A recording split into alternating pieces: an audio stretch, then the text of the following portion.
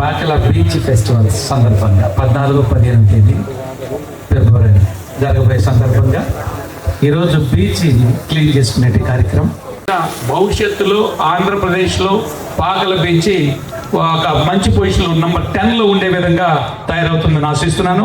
మరి అదేవిధంగా మంత్రి గారు కూడా ఈ నియోజకవర్గం నుంచి ఉన్నారు కాబట్టి వారి సహకారంతో, అదేవిధంగా కలెక్టర్ గారు కూడా ఒక ఇంట్రెస్ట్గా ఉన్నారు, మ్యారిటైమ్ బోర్డ్ చైర్మన్, అదేవిధంగా అధికారులు దీన్ని పాకల బీచ్ని పక్కన సూర్యలంక కానీ మన చీరాల ఉంది ప్రైవేట్ బీచెస్. ఇది అఫీషియల్గా గతంలో కూడా గవర్నమెంట్ ఒక 4 కోట్ల రూపాయలతో చంద్రబాబు నాయుడు గారి అధికారంలో ఉన్నప్పుడు ఒక 4 కోట్ల రూపాయలు శాంక్షన్ జరిగి ఒక 2 కోట్ల రూపాయల వర్క్ జరిగి తర్వాత వచ్చినటువంటి 2019 తర్వాత వచ్చినటువంటి ప్రభుత్వం నిర్లక్ష్యం కారణంగా అది అలాగే ఉంది. అయితే వెనకే ఉంది ఎవరు దాన్ని అప్పుడే వెంటనే తిరిగి చూపించండి.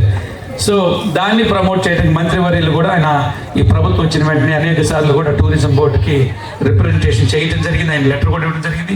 దానికంటే ముందు అసలు దీన్ని ప్రమోట్ చేసి ఆంధ్రప్రదేశ్లో పాకల బీచ్లో ప్రముఖ స్థానాన్ని ఏర్పరచిన ఆలోచనతో దీన్ని ముందుకు తీసుకొచ్చారు.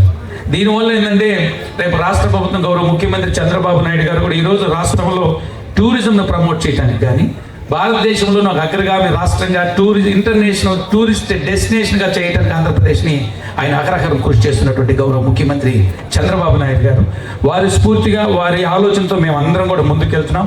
అదృష్టవశాత్తు నాకు కూడా ఆయనకి ఏదైతే అత్యంత ఇష్టమైందో ప్రీతి పాత్రమైందో అలాంటి టూరిజంకి కార్పొరేషన్ చైర్మన్గా నాకు ఇవ్వటం కూడా ఒక అదృష్టంగా భావిస్తూ వారికి ఇక్కడి నుంచి మీ అందరి సమక్షంలో నాకు ప్రత్యేకమైన హృదయపూర్వక నమస్కారాలు వారికి అందిస్తున్నాను. సహకరించినటువంటి మంత్రి గారు కానీ మన సోదరు సత్య గారు కానీ ఇక్కడ ఉండేటువంటి జిల్లా మన శాసనసభ్యులు మంత్రి గుట్టిపాటి రవికుమార్ గారు అందరూ కూడా నేను ఈ కార్పొరేట్ చైర్మన్ సహకరించినటువంటి వాళ్ళకి ఈ కార్యక్రమాలను విజయవంతం చేయడానికి యువత మీరందరూ ముందుకు రావాలి, బాగా ప్రమోట్ చేయాలి.